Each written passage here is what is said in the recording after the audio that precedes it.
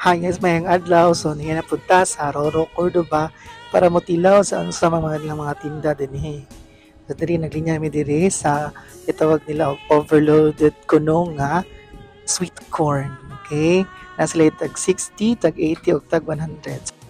So mao to naka-decide mi nga mapalit na lang mi og duha ka tag 60 para di mi mag-ilog duha.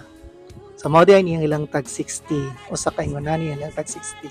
Kung gusto kag overload nga tag 80 or tag 100 adto mo anang dako nya tag 1 scoop nga cheese powder, 1 scoop nga asukal, unya naapod sila gitawag nga butter, 1 teaspoon og butter siguro ni siya.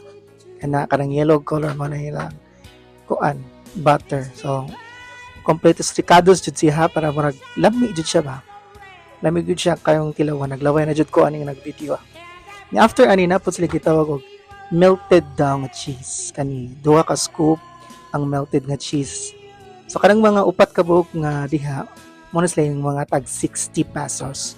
So adto ka sa 80 or 100 na pud siya toppings nga daghan kayong cheese. Ang giingon ako ani nga cheese kanang bitang cheese nga gi-grate ni nila kanang Eden cheese. So mo na siya porma na amo nang giukay. Diha amo na ning siyang tilawan kung lamit pa jud ni sila.